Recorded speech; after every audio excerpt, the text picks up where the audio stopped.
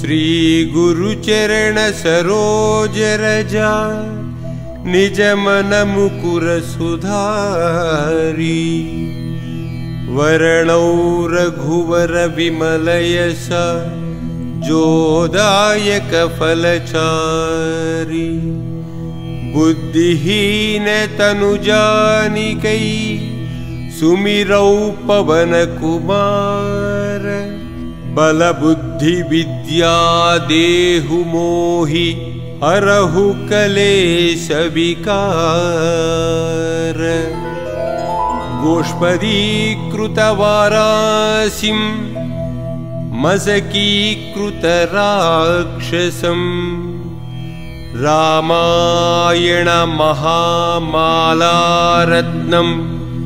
वन्दे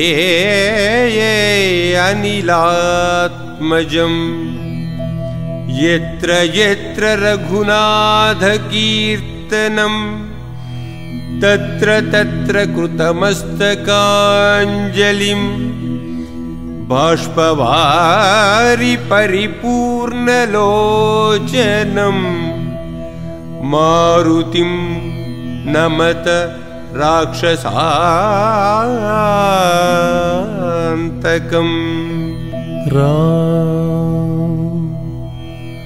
राम राम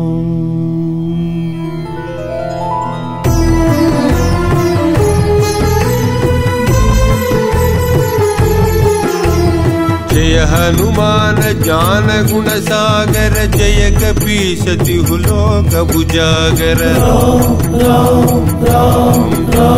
रामदूत अतुलित बल धामा अंजनी पुत्र पवन सुत नामा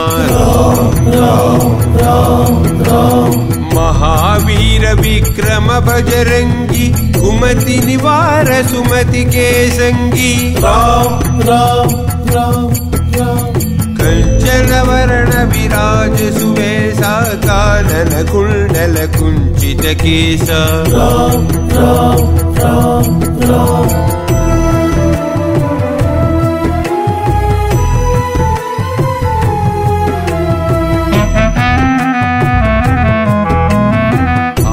वज्र ध्वजा विराजै कांदे भुज जनेभूषाजै शंकर सुवन केसरी नंदन तेज प्रताप महाजगवंदन विद्यावान गुणी अति चातुर राम काज करिवे को आतुर राम राम राम प्रभु चरित्र सुनिवे को रसिया राम लखन सीता मन बसिया राम राम राम राम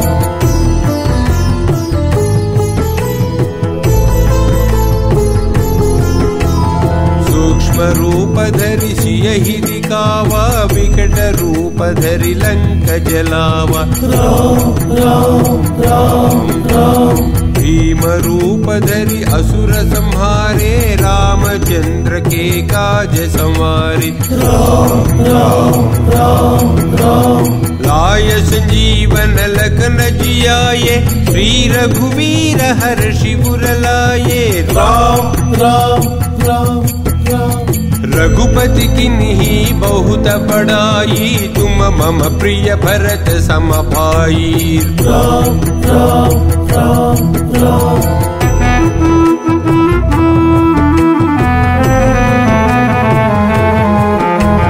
सहस्र वदन तुम्हरो यस गावै अस कहि श्रीपति कंठ लगावै राम राम राम राम कनकादिक ब्रह्मादि मुनीसा नारद शारद सहिता ईसा राम राम राम राम यम कुबेर दिगपाल जहन्ते कवि कोविद कहि सकै कहन्ते राम राम राम राम तुम उपकार सुग्रीवहि किन्हा राम मिलाय राजपद दीन्हा राम राम राम राम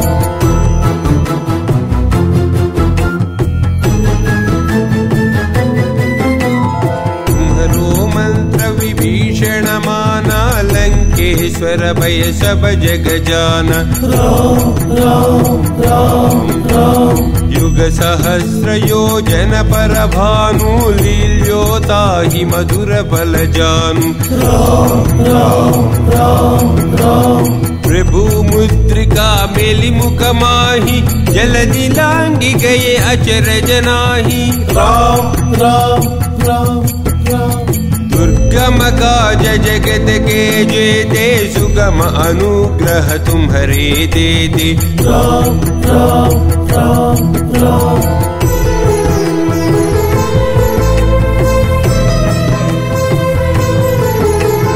राम दुआरे तुम रखवारे होतन आज्ञा बिनु पैसारे। राम राम राम राम सब सुख लहै तुम्हारी शरणा तुम रक्षक काहो को डरना। राम राम राम राम आपन तेज संहारो आपै तीनों लोक हांकते कांपै। राम राम राम राम भूत पिशाच निकट नहीं आवै महावीर जब नाम सुनावै। राम राम राम राम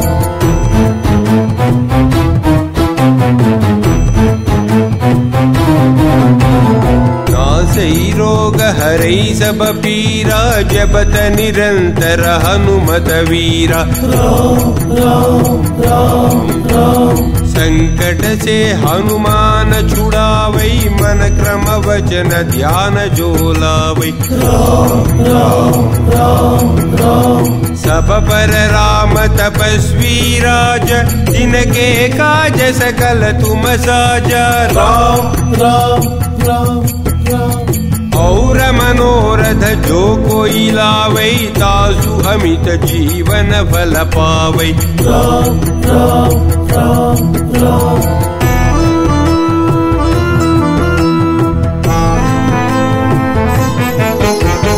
चारों युग प्रताप तुम्हारा है प्रसिद्ध जगत उजियारा। राम राम राम राम साधु संत के तुम रखवारे असुर निकंदन राम दुलारी। राम राम राम राम अष्ट सिद्धि नवनिधि के दाता अस पर दीन्ह जानकी माता। राम राम राम राम राम रसायन तुम्हारे पासा सदा रहो रघुपति के दासा। राम राम राम राम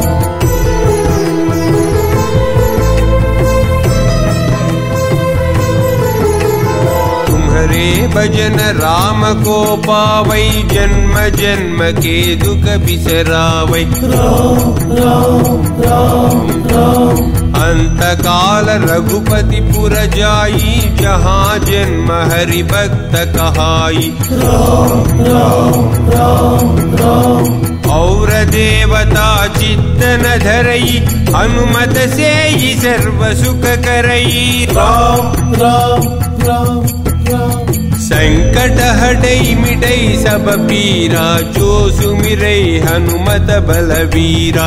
राम राम राम राम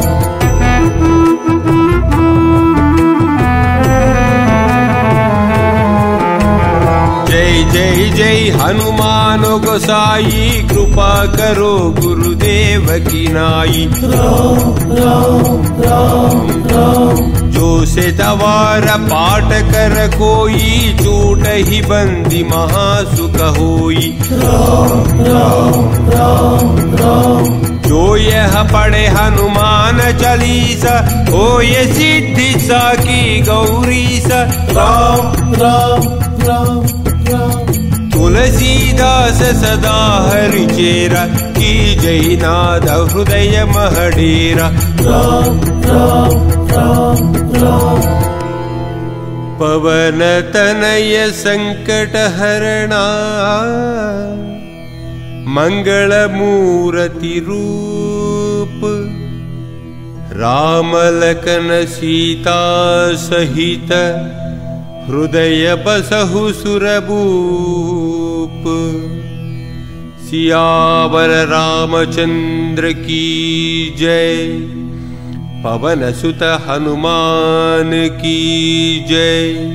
बोलो भाई सब संतन की जय।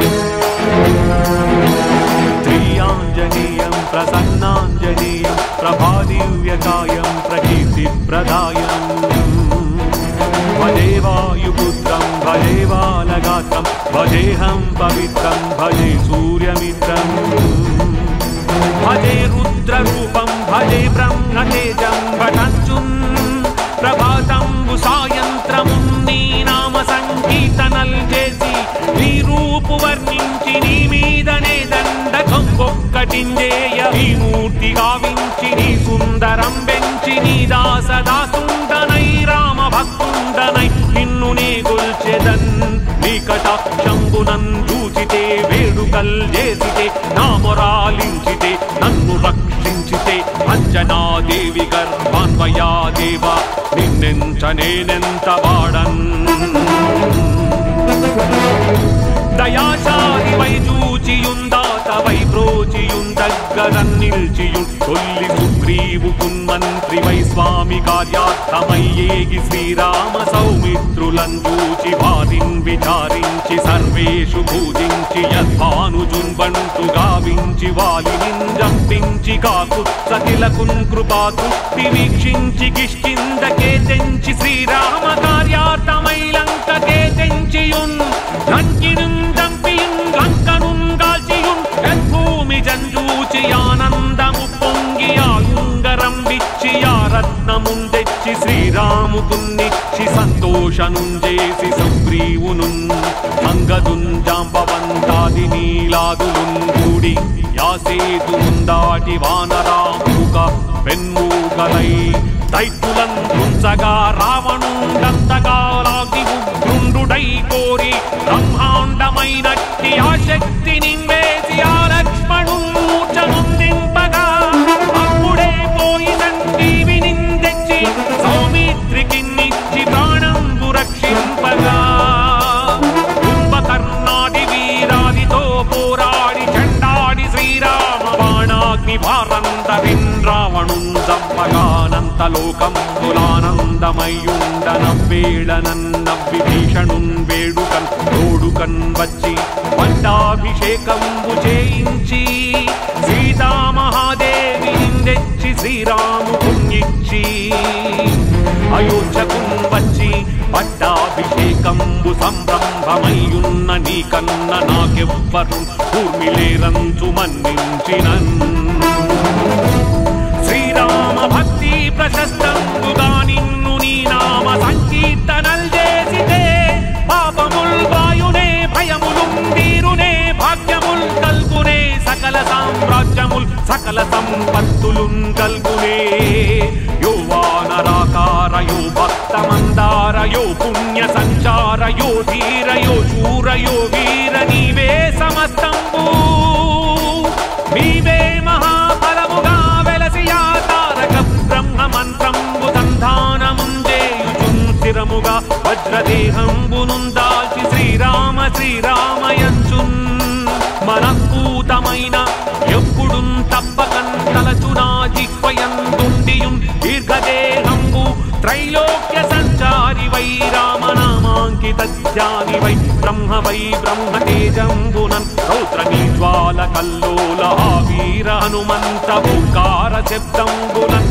క్రూర సర్వగ్రహానీకమున్ భూత ప్రేతంబులన్ పిశాచ చాకిని ఢాకిని మోహిని గాలి దయ్యంబులన్ నీవు బాలంబునన్ దుట్టి నేలన్ బడన్ గొట్టి నీ ముష్టి ఘాతంబులన్ బాహుదండంబులన్ రోమఖండంబులన్ దృంచి కాలాగ్ని రుద్రుండవై బ్రహ్మ ప్రభాభాసితం వైన నీ దివ్య తేజంబునన్ చూచిరారోరి నా ముద్దు నరసింహయనుచున్ దయా దృష్టి వీక్షించి నన్నేలున స్వామి యో ఆంజనేయ నమస్తే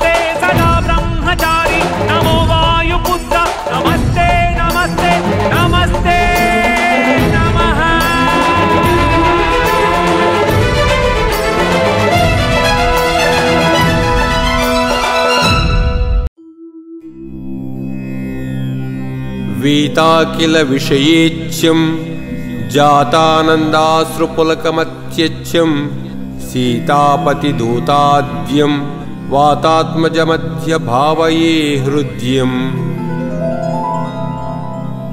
तरुणारुणमुखकमलं करुणारसपूरपूरितापाङ्गं सञ्जीवनमाशासि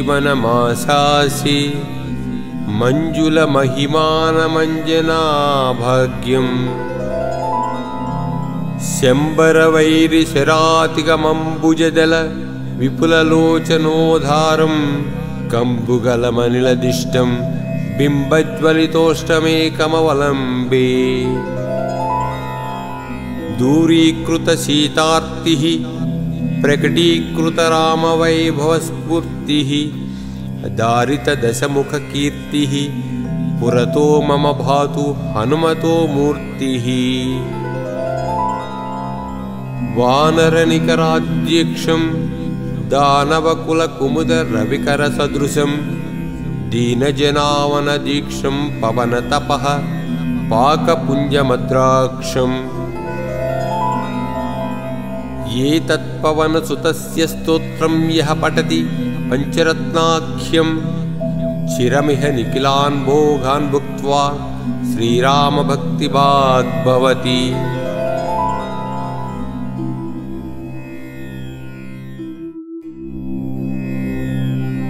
वीता किल विषयेच्छ्यं जातानन्दाश्रुपुलकमत्यच्छं सीतापतिदूताद्यं वातात्मजमध्य भावये हृद्यम्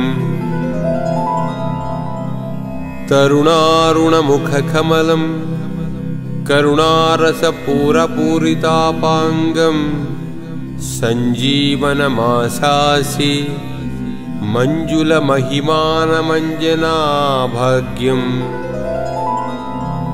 शम्बरवैरिशरातिकमम्बुजदल विपुललोचनोद्धारं कम्बुगलमनिलदिष्टं बिम्बज्वलितोष्टमेकमवलम्बे दूरीकृतशीतार्तिः प्रकटीकृतरामवैभवस्फूर्तिः दारितदशमुखकीर्तिः पुरतो मम भातु हनुमतो मूर्तिः वानरनिकराध्यक्षं दानवकुलकुमुदरविकरसदृशं दीनजनावनदीक्षं पवनतपः पाकपुञ्जमद्राक्षम् ये तत्पवनसुतस्य स्तोत्रं यः पठति पञ्चरत्नाख्यं चिरमिह निखिलान् भोगान् भुक्त्वा श्रीरामभक्तिभाग् भवति।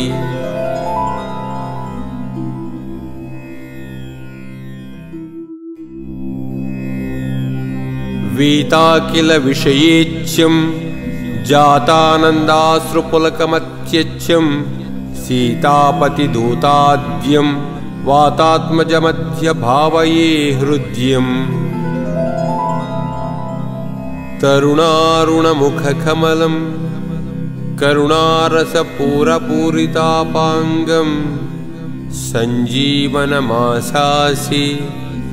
मञ्जुलमहिमानमञ्जनाभाग्यम् शम्बरवैरिशरातिकमम्बुजदल विपुललोचनोद्धारं कम्बुगलमनिलदिष्टं बिम्बज्वलितोष्टमेकमवलम्बे दूरीकृतशीतार्तिः प्रकटीकृतरामवैभवस्फूर्तिः दारितदशमुखकीर्तिः पुरतो मम भातु हनुमतो मूर्तिः वानरनिकराध्यक्षं दानवकुलकुमुदरविकरसदृशं दीनजनावनदीक्षं पवनतपः पाकपुञ्जमद्राक्षम् ये तत्पवनसुतस्य स्तोत्रं यः पठति पञ्चरत्नाख्यं चिरमिह निखिलान् भोगान् भुक्त्वा श्रीरामभक्तिभाग् भवति।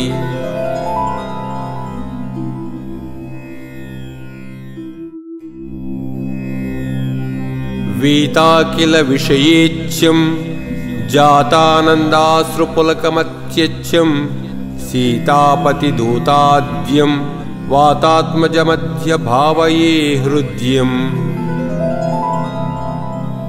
तरुणारुणमुखकमलं करुणारसपूरपूरितापाङ्गं सञ्जीवनमाशासि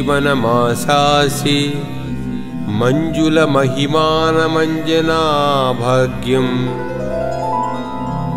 शम्बरवैरिशरातिगमम्बुजदल विपुललोचनोद्धारं कम्बुगलमनिलदिष्टं बिम्बज्वलितोष्टमेकमवलम्बे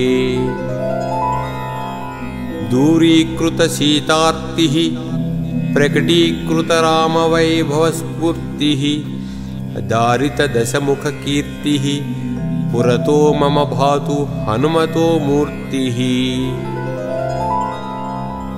वानरनिकराध्यक्षं दानवकुलकुमुदरविकरसदृशं दीनजनावनदीक्षं पवनतपः पाकपुञ्जमद्राक्षम्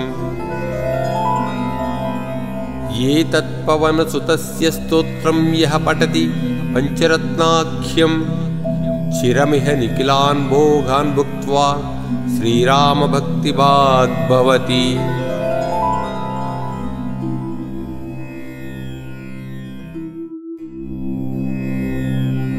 वीता किल विषयेच्छं जातानन्दाश्रुपुलकमत्यच्छं सीतापतिदूताद्यं वातात्मजमध्य भावये हृद्यम्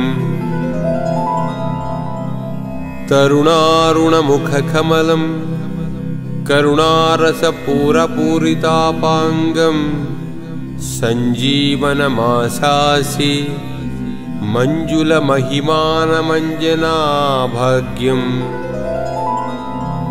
शम्बरवैरिशरातिगमम्बुजदल विपुललोचनोद्धारं कम्बुगलमनिलदिष्टं बिम्बज्वलितोष्टमेकमवलम्बे दूरीकृतशीतार्तिः प्रकटीकृतरामवैभवस्फूर्तिः दारितदशमुखकीर्तिः पुरतो मम भातु हनुमतो मूर्तिः वानरनिकराध्यक्षं दानवकुलकुमुदरविकरसदृशं दीनजनावनदीक्षं पवनतपः पाकपुञ्जमद्राक्षम् ये तत्पवनसुतस्य स्तोत्रं यः पठति पञ्चरत्नाख्यं चिरमिह निखिलान् भोगान् भुक्त्वा श्रीरामभक्तिभाग् भवति।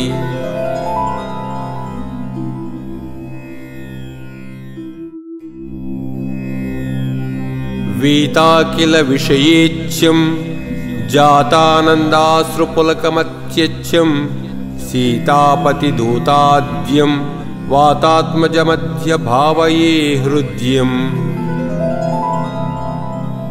तरुणारुणमुखकमलं करुणारसपूरपूरितापाङ्गं सञ्जीवनमाशासि मञ्जुलमहिमानमञ्जनाभाग्यम् शम्बरवैरिशरातिगमम्बुजदल विपुललोचनोद्धारं कम्बुगलमनिलदिष्टं बिम्बज्वलितोष्टमेकमवलम्बे दूरीकृतशीतार्तिः प्रकटीकृतरामवैभवस्फूर्तिः दारितदशमुखकीर्तिः पुरतो मम भातु हनुमतो मूर्तिः वानरनिकराध्यक्षं दानवकुलकुमुदरविकरसदृशं दीनजनावनदीक्षं पवनतपः पाकपुञ्जमद्राक्षम् ये तत्पवनसुतस्य स्तोत्रं यः पठति पञ्चरत्नाख्यं चिरमिह निखिलान् भोगान् भुक्त्वा श्रीरामभक्तिभाग् भवति।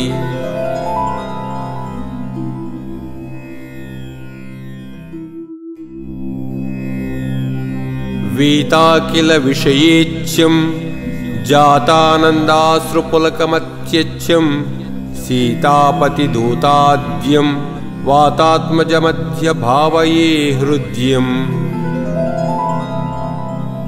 तरुणारुणमुखकमलं करुणारसपूरपूरितापाङ्गं सञ्जीवनमासासि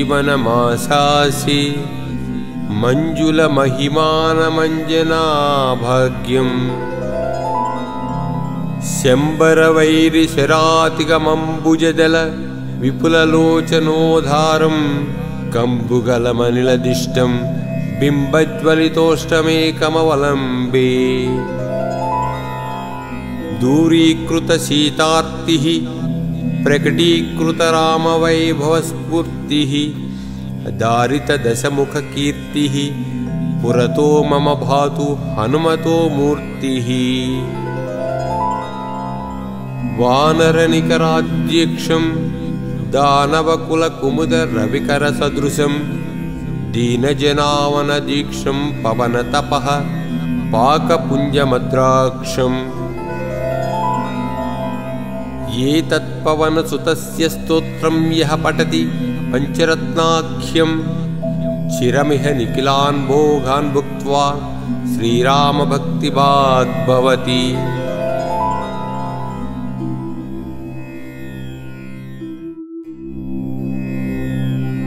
वीता किल विषयेच्छं जातानन्दाश्रुपुलकमत्यच्छं सीतापतिदूताद्यं वातात्मजमध्य भावये हृद्यम्